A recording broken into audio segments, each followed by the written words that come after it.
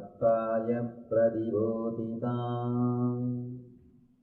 भगवता नारायणेन स्वयं व्यासेन ग्रथितां पुराणमुनिनां मध्ये महाभारतम्।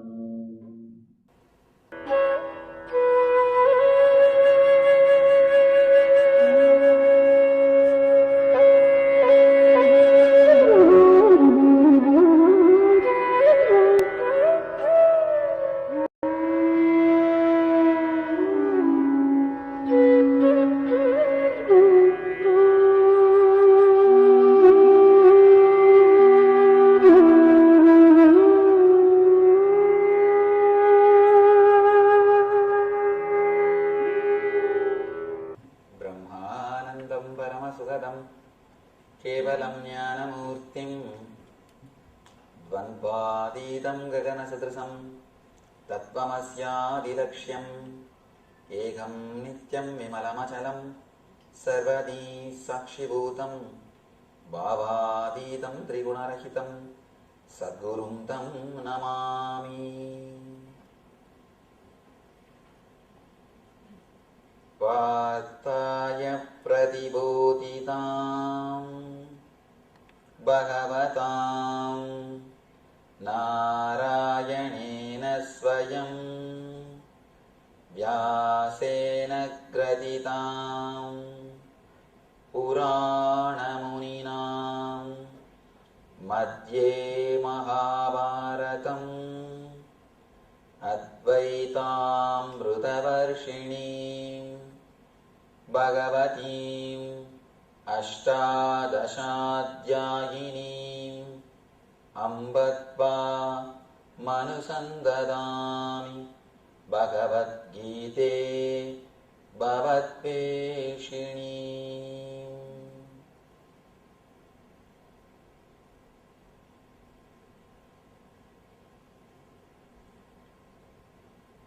वसुदेवसुतं देवं कंसचानूरमर्दनं देवकी परमानन्दं कृष्णं वन्दे जगद्गुरुम्।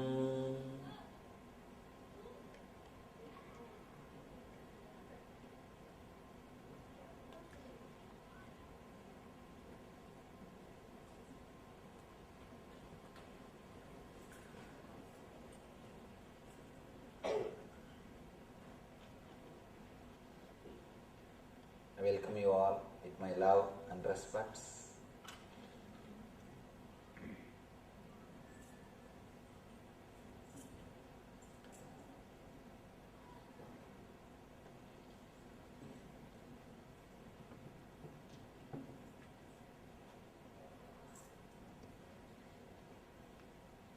Today, in this chapter,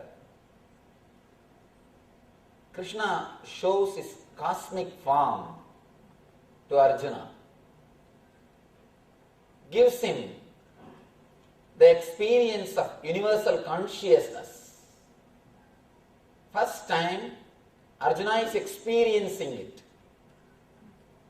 From the beginning, from first chapter, he is only hearing. Again and again he is hearing. Yesterday he heard the complete, full expression. He says, Krishna declares how he is present in every level, how he is in every way. He says, among the rishis, I am Narada.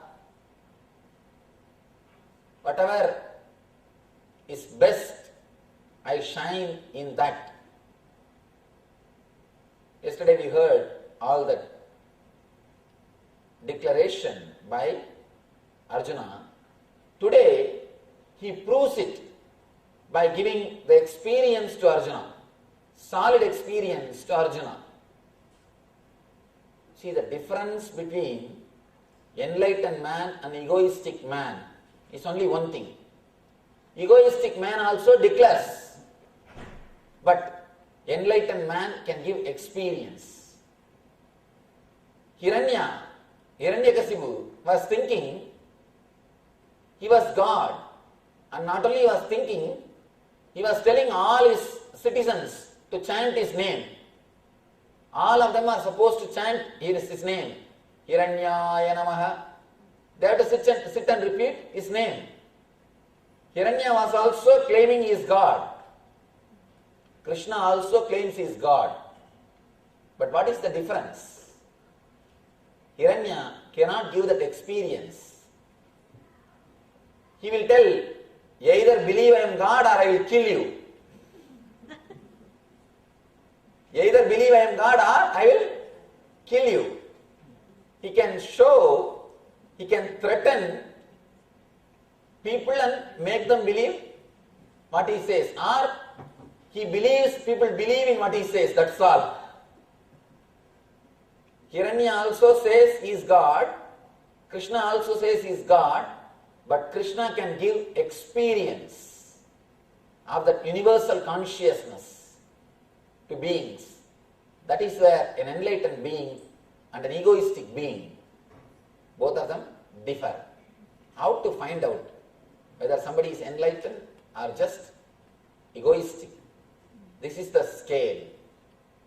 This is the scale. If he can give experience, if he can play with energy, then whatever comes through him, comes from him, is truth. Here, Krishna shows very clearly, he is everything.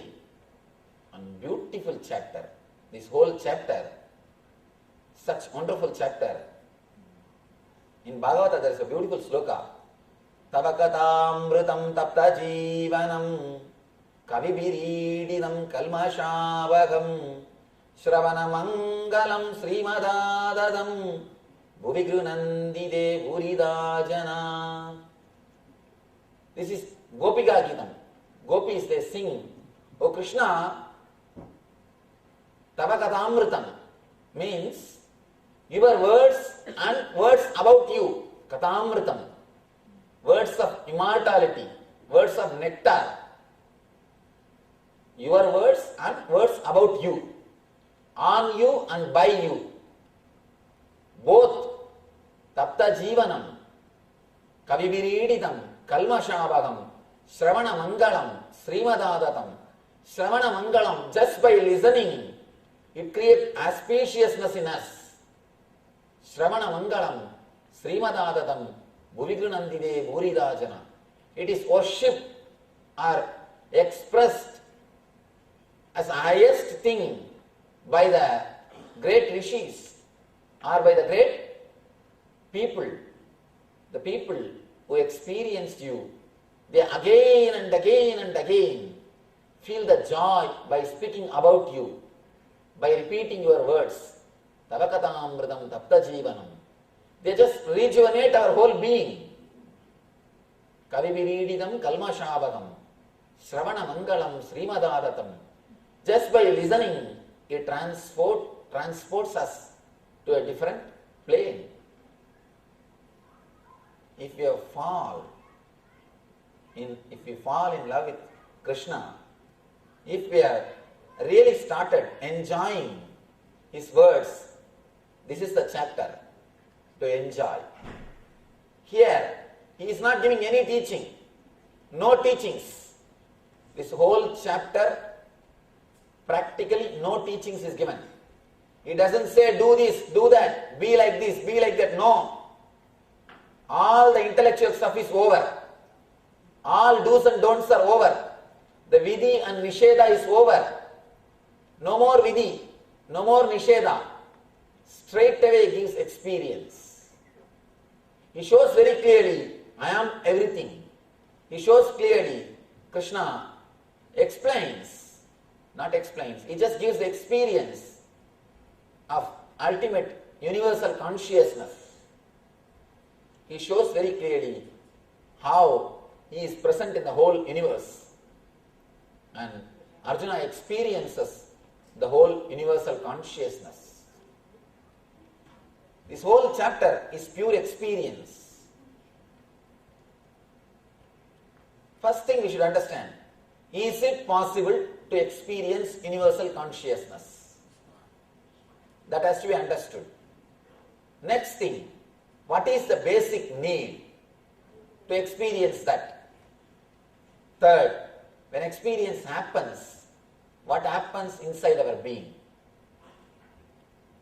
These three we will understand from this chapter, and such wonderful possibility to experience the Krishna as the cosmic window. Yesterday he showed, he intellectually expressed, I am the ultimate.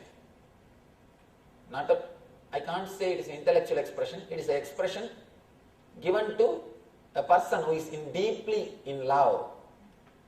Who is deeply in love. Please understand, Krishna can be God only when a person achieves the maturity of Arjuna. Not for everybody. That is why, as I was telling you, Krishna also declares the same thing, I am God. The truth should be declared only to a person who is qualified, mature. Only when you reach the level of Krishna, you experience the divinity of, only when you reach the level of Arjuna, you experience the divinity of Krishna. As I was telling you, when you deeply feel connected, even ordinary person looks like God, looks like divine. And Shiva says in Tantra, when you drop all your fantasies, you become Shiva and your wife becomes Uma. You reach the state of Shivatva and she reaches the state of Devi. It's a strange thing. How can you become enlightened with a normal life? Shiva says, live with your wife or husband, nothing wrong, but just drop the fantasies which you are carrying. When you live without fantasies, the other person looks like God. And be very clear, everybody is God, including you. But as long as you carry the frame or your own idea about God, you try to fix everybody into that frame. When they don't fix, you throw the person instead of frame. Now Shiva says, just throw the frame, you will see everybody as God. You will see everybody as divine. But what we do usually, we throw the person, not the frame. It is like cutting the leg for the shoe. Alter the shoe, not the leg. When you alter the shoe for the leg, you are intelligent. When you cut the leg for the shoe, you are doing the same thing in your life. You have an imagination, how your wife should be, how your son should be, how your daughter should be, how your brother should be. You try to fix everybody into that imagination, into that frame, and you suffocate them. You suffocate them, and they get suffocated and they try to run away from you. That is why every single moment the other always suffocates you. Other always suffocates you. Why do you need your space? Why do we need our space? Because the other suffocates us. The other person has got his own frame. He is trying to put us into that frame. If you don't fall in the frame, you are a little bit chiseled here and there. And little bit this side, little bit this side, little bit this side. You are cut, chiseled, and small pieces are removed from you. That's what we are doing. Continuously we chisel the other person. Shiva says, when you are deeply connected with the other person, as he is, as she is, when you accept the other person as he is or as she is, immediately the other person, you feel like God. You feel such a deep divine relationship. You feel the other person is divine. First thing for that, you need to accept yourself as you are. You need to accept you as you are. Only then you can accept the other person as he is. Then naturally you experience a deep divine connection. And one more thing, when you continuously chisel, never think you will end your job. Never think you will end your job. You can never be happy chiseling the outer. You can be happy only by dropping your image. A small story. I always tell this story. One guy presents a new puppy dog to his friend at the time of marriage. After 3 months, he comes to his house and asks, how is your marriage going on? How do you feel? What's the change you feel in your life? This guy says, nothing much, a small change. In the beginning, 3 months ago, the puppy which you presented to me, that used to bark at me, and wife will bring newspaper early morning. Now, early morning, puppy brings newspaper, she barks at me, that's all. Earlier, puppy will bring newspaper and earlier she will bring newspaper, puppy will bark.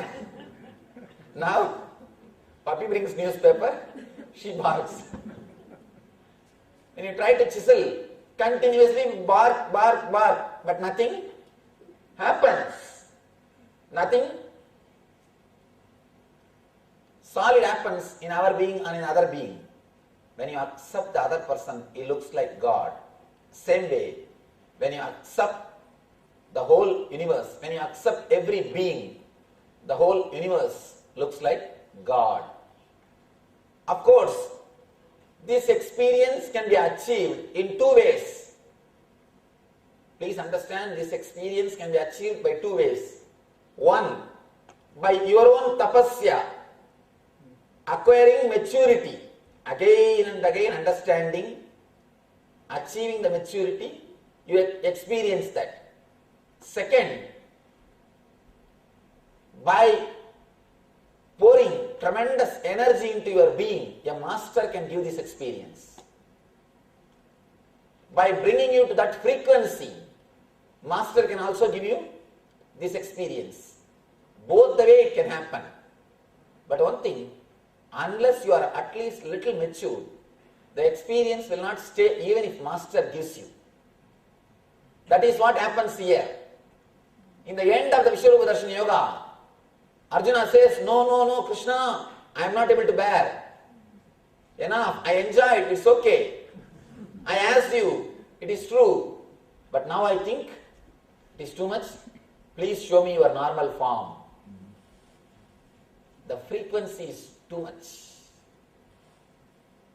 The other day, one of our ashramites, she was asking me, I was sitting and watching CNN.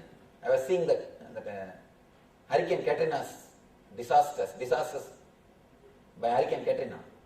She asked me, Swamiji, why all these things are happening? All ashramites were sitting in a morning meeting. She told me, why so much of calamity, disaster? See, understand one thing. I gave a small example. There is an ant hill, small ant hill. If you drive your car on that ant hill and kill all the ants, it is actually natural calamity for them. They may say, Hurricane SUV. They may name that as a Hurricane SUV. It is a natural calamity for them. And can you say it is predestined? Can you say it is predestined or free will? Can you relate with that incident? What the ants feel when you do this type of things, when this type of things happen? Your logic and their logic is totally different. They can't question you and you can't answer them. They may also start doing big relief work. They will ask all the ants, whomsoever is alive, whatever your savings, please bring all the sugar peas, all the fruits, all the food. Let us serve. They may have a small red grass. And they may also have, instead of red grass, they may have something like a red ant grass. Something. They may be also doing a big relief work. They may also be serving. But if the ants ask you, can they ask first of all? No. We don't know. Maybe there must be an enlightened ant which is giving discourse. Sitting and calling all the ants and saying, you see, this all happened because God wills. How? The logic of the ants is totally different. The level of will, their will level is different, their frequency is different, and your frequency is different. And the ultimate, the cosmic consciousness, that frequency is different. Just like how you will not even know your car made an accident. You do not even know you killed thousands of ants. If your car kills, and if you kill, you will not even know. You wouldn't have even noticed. Same way, the cosmic energy don't even know what is going on. The level itself is totally different. The frequency of consciousness itself totally is different. The frequency in which the ant's accident happens is different. The frequency in which you are staying is different. The frequency in which the cosmic consciousness is happening is different. From that level, if you see, it is nothing but a small wave. For example, near your water tank, in India there should be an open water tank, open drainage. Near the water tank, if there was an ant hill, and you just poured 1 mug of water, by mistake the water showered on the ant hill and all the ants are washed away. The same thing happened now in New Orleans, that's all. In the cosmic level, that much only. In that big ocean, 1 handful of water came inside the city and the city is washed away. In the cosmic level, the happenings are totally different. The will, the level of will, the frequency of will is totally different. All we can do in our life is, we can become one with that will, that's all. We can raise the frequency of our will, frequency of our consciousness to that level, that's all. You cannot understand that level. Neither God nor your wife can be understood. Just learn how to live with them. That's all. Just learn how to live with them. Both cannot be understood. And the more you try, more you are in trouble. Of course, when I say wife, I mean husband also. Both cannot be understood. You cannot understand. You see, ants cannot question and understand why you did that, why you poured 1 mug water on their hill, on their house.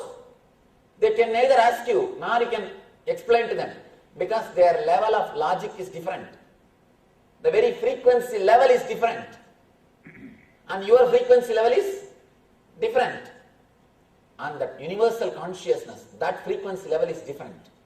The ants, they live in the frequency of 10, you live in the frequency of 100, and the universal consciousness is in the frequency of infinity. All you can do in the life is raise your frequency of consciousness to that level and experience it. Raise your will to that level and experience it. That's all. Nothing else can be done. Logically, nothing can be done. The more you try to understand, more confusion. Please understand, whomsoever promises you that they will give you logical solution, or they will make you understand about all these problems, be very clear, he is cheating you. Whoever tried to answer these questions, why so much of natural calamity? Why death? Why all these things in the life? Why somebody is high and somebody is low? Whoever tried to answer these questions They did only one thing, created one more philosophy, that's all. Created one more philosophy, that's all. Neither they understood, nor others have understood. At the most, if they are little charismatic, if they are little intellectual, if they can play with words, they have cheated a group of people, that's all. Nothing else. Please be very clear. All answers for these questions are pure way of cheating a group of people. And you know, when you speak logically, when you know how to play with words, you can always cheat people. You can always cheat people. And you don't even need to be so intelligent to people, because people are not so intelligent. You don't have to be so intelligent to cheat people, because people are not as intelligent as you think. So you don't need to be so intelligent. That is why all philosophers, they convince others, but they are not convinced. I know a great atheist. I have seen him. A great atheist. But when he died, he chanted God's name. He started chanting Rama Krishna, Rama Krishna. People asked him, what is this throughout your life? You lived preaching atheism, spreading atheism, living in atheist way. Why are you now chanting Rama Krishna? No, for life it is okay. When it comes to death, I have to. As long as I live, it's okay. When it comes to death, I have to catch. Who knows, he may be there. Better now itself let me chant and keep in the reserve, keep in the bank. When I go there, I can say, you see, I chanted your name 3 times. At least for that, give me some concession. Be very clear. These philosophers, they convince others without they being convinced. And one more thing, trying to convince others itself shows that person is not convinced completely. And I tell you one more thing, people who are violent preachers without having personal experience will always fall into worst depression. You don't need to give any other punishment to them. And many people come and ask me, Swamiji, so much of conversion is going on. You guys should do, you people all should do something. Why don't you do something? I tell them, please relax. No need to punish them, because they are having enough of punishment already. Already they have enough punishment. Religion. I never ask anybody to convert. What is the need? First of all, I don't have any religion, because what I am teaching is the pure satya, truth. Truth. For example, just because this light is discovered by Thomas Alva Edison, we can't say this light belongs to only Christians. It belongs to the whole world.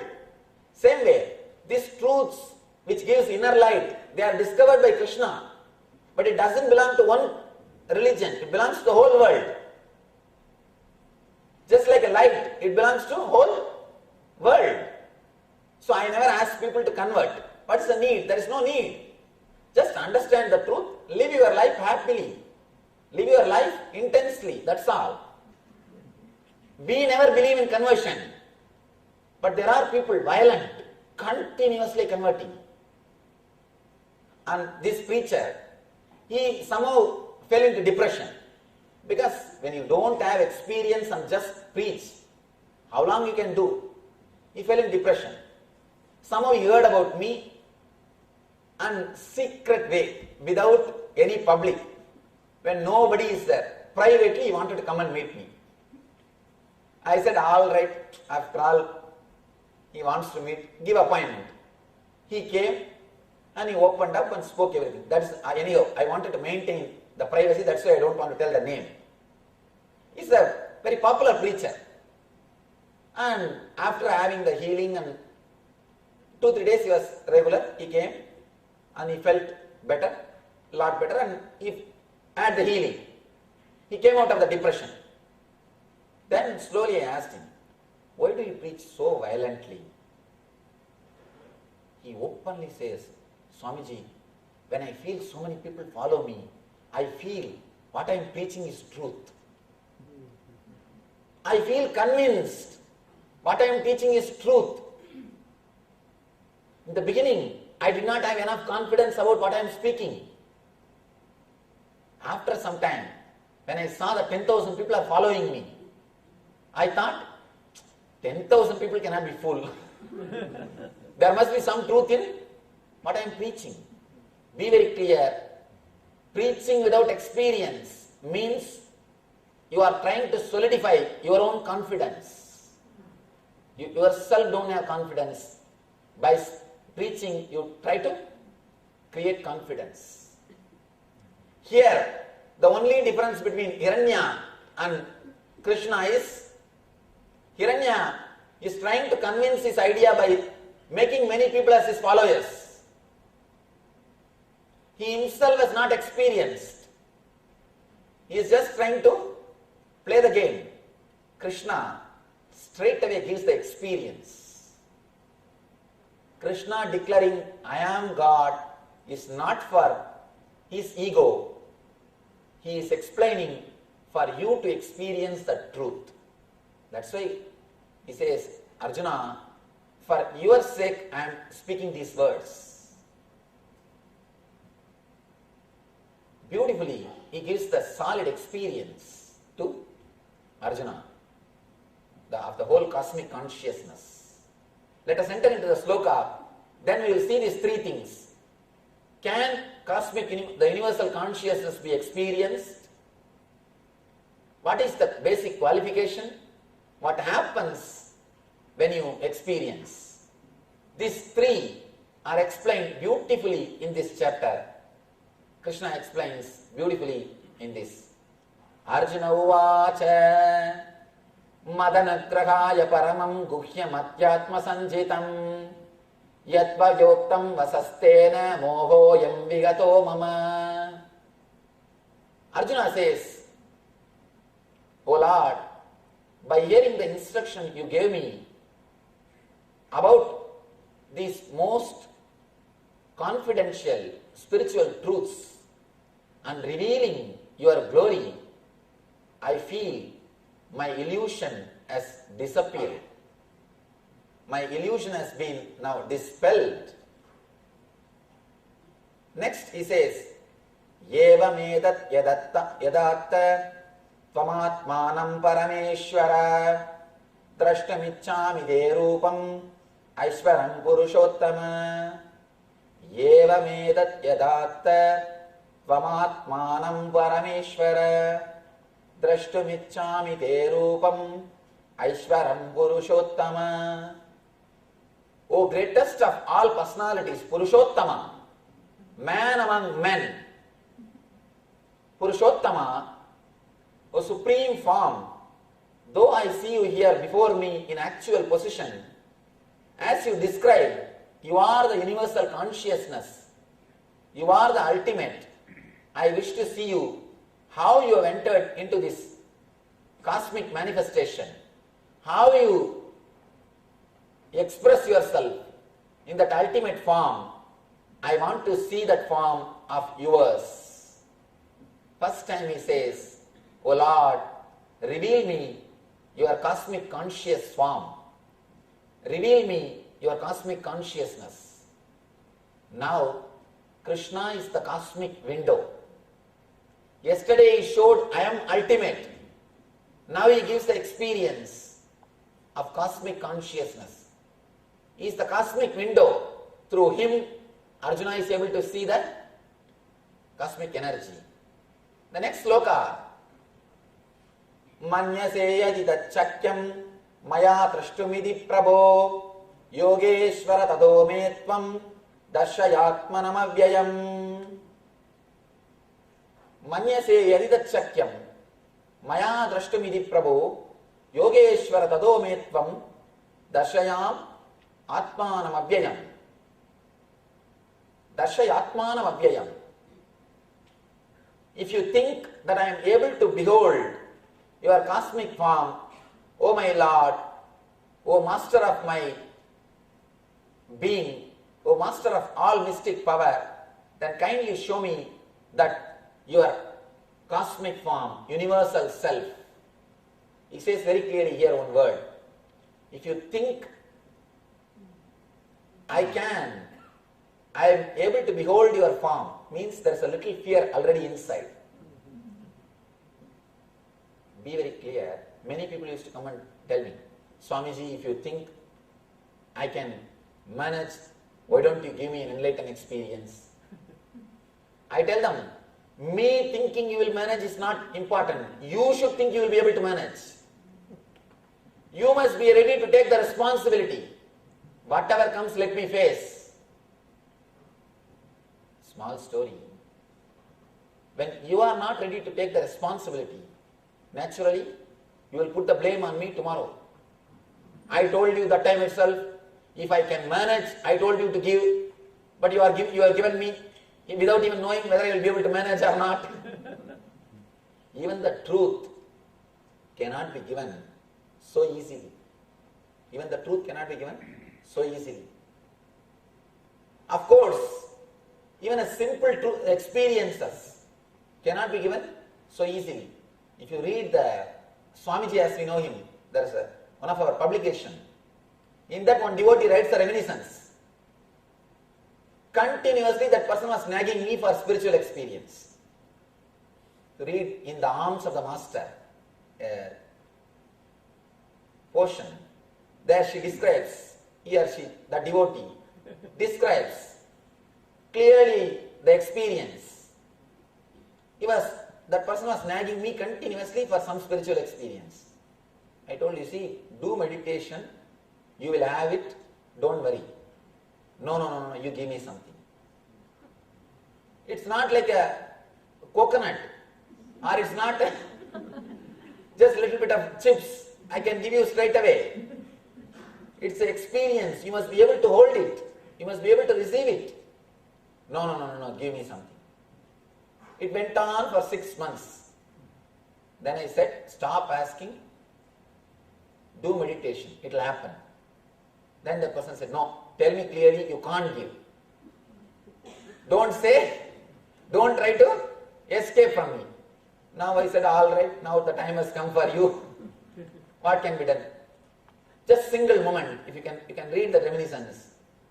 Person says, suddenly I felt the base in which I am standing is shaken. I felt the base in which are my boundary idea is slowly started getting loosened. And I felt the person who is in front of me also is boundaryless. And totally I was frightened. I said, enough, stop, I can't. And nothing has happened. Hardly I can say 1 volt current.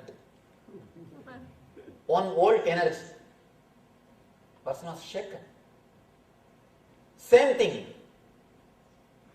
When you have that fear, will I be able to hold or not? Be very clear, you will never be able to hold. And then the person started blaming me. I asked, that is true? Further, will you give whatever I asked? You should have been a little responsible. And 2 days the person was suffering out of fever and fear. 2 days the person was bedridden. Of course, after 2 days he became alright. That is different. But what I am saying, when you try to receive the experience without maturity, always you get into trouble. Here, Arjuna asks, if I am able to hold, if you think that I am able to behold your cosmic form, my Lord, show me that unmasked manifested universal self. Please understand, before entering into the experience, you must have the courage. Let me see. I have always seen. After 1 year, if they continuously meditate, people start experiencing this boundarylessness. They get frightened. They feel just totally shaken up. They run and come to me. Swamiji, I feel nowadays, the moment I sit in meditation, I am losing the boundary. I am afraid I may be lost. I told them, what for you are meditating? The meditation is to give you the boundarylessness. And you are doing whatever has to be done to achieve that consciousness, and you are afraid of that. It's like you invite some guest. First you send email, then you send a fax, then you give a call, then you give telegram, then finally you send one person with a ticket to bring that person. When he comes to your house, suddenly you say, I never expected you will come. I thought somebody else will come. I was inviting somebody else. No, you can't say that. It is you who invited. You did meditation continuously. When you do meditation, you will have the boundaryless consciousness. You will experience universal consciousness. But I have always seen, invariably, when people experience this first time, they are totally shaken. They escape. They try to escape. And same way I have seen people who practice mantra also. When they intensely go into that mantra, when the divine starts giving experience, they get frightened and run away. They are totally frightened and they try to escape from it. If you are meditating on divine, on mantra, or on some God, don't try to escape when you get the vision or darshan. Divine will never disturb you. Only your fear will disturb you. Even with the person whom I was explaining, he was frightened. That is the only problem. As divine, it never creates trouble. Even then, he did not have any problem. Just the fear. Be very clear. Whenever you face the experience, have courage to face it. Just go with it. We always think, no, this is too much. I cannot handle this. No, nothing is too much. In divine, nothing is too much. Ramakrishna asked Vivekananda, if you see the Amrita Sagara, how you will drink? Ocean of nectar, how will you drink? How you will drink? Vivekananda says, I will become like a small fly, sit in the edge of the ocean and drink slowly. Ramakrishna says, fool, jump into that and drink. Vivekananda asks, no, if I jump into that, I may die. Ramakrishna says, beautifully, it is the ocean of nectar, how will you die? Amrita means by drinking which you will never die. It's the ocean of Amrita, ocean of nectar, how will you die? Even if you fall, even if you completely drown yourself into the ocean of nectar, you will never die. So in the divine, in the spirituality, there is no such thing overdoing it or too much. In the spiritual energy, there is nothing called too much. In the spiritual experience, there is nothing called too much. In the devotion, there is nothing called too much. In bhakti, there is nothing called too much. Many wives, they come and complain, Swamiji, my husband is becoming involved with meditation and bhakti too much, please do something. Or the husbands will come and complain, she is becoming too much involved in meditation, in bhakti, please do something. Please be very clear, if somebody is too much involved in the world, only then they need treatment. Of course, that I don't have to give, naturally they will be taken to a psychiatric doctor. When somebody is too much involved in God, bhakti, nothing is wrong. There is no too much in divine. There is no too much in bliss. Be very clear, there is no too much in spirituality. Here, if you think there is something called too much in spirituality, you always have a problem. Arjuna says, if you think that I am able to behold your cosmic form, means he puts the responsibility on Krishna. He wants the sweet, but he doesn't want to become diabetic. Of course, with the divine sweet, you will never become diabetic. You will never become diabetic. And you will never become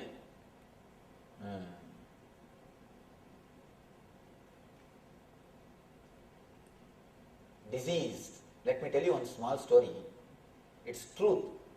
I was taken by one of our devotees to Melakotte, where Ramanuja lived. God, the prasad which they give is so tasty and so beautiful. Actually, basically the Iyengar families, they cook beautifully. Their food is just Vaishnavites are basically very tasty people. Because the Vishnu is the God who accepts everything. And he is the Lord of Lakshmi. And not like Shiva, sitting in Smashana and eating whatever you get by begging and eating. Not like Shiva. Shiva is poor guy and wears some little Rudraksha, and snakes are the pet animals. And that old bull, that is the Vahana. And the Smashan is the place where he lives. And simple that Smashan Basma is the cosmetic powder. And nothing much. But Vishnu is the Lord, King. So, naturally the Vishnu Bhaktas also will have the same energy. They will nicely cook. And so much of sweet. The intensity of sweet in that sweet is so much.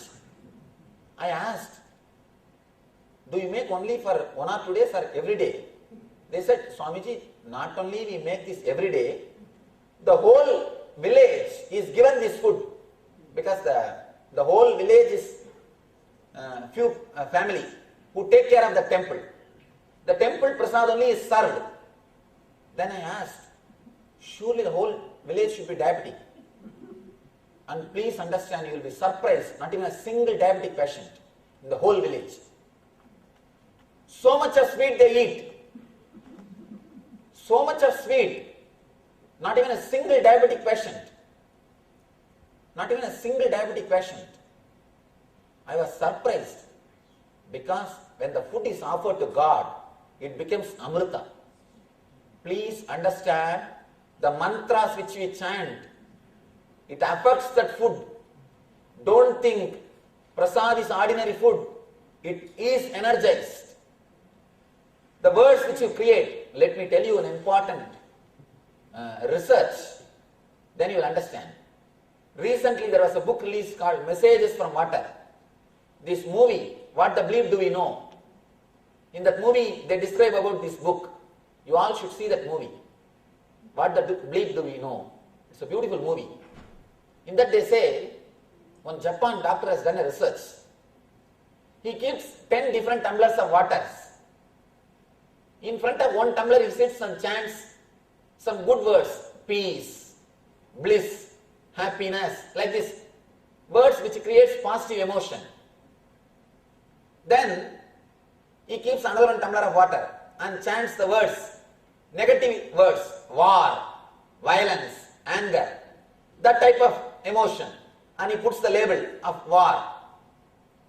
And after that, he takes one tumbler of water and chants Dhammapada, the words from Buddha's teachings, and different tumblers of waters. He says, if he freezes that water and sees through the microscope and photographs, he comes out with a research report. He says, the water which is energized by positive words, positive energy, it looks almost like a diamond, and he has published a book of all the photographs. So beautiful. The water looks like a diamond, clear. The crystals are clear. And the water which is energized by the negative words, the water in front of which he chanted the negative words, they show like a demon. The picture looks like a devil.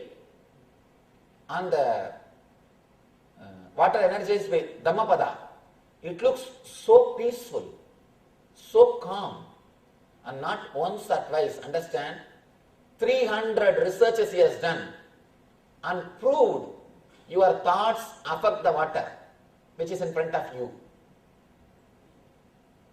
That is why our masters, they taught us to chant mantras standing in Ganga.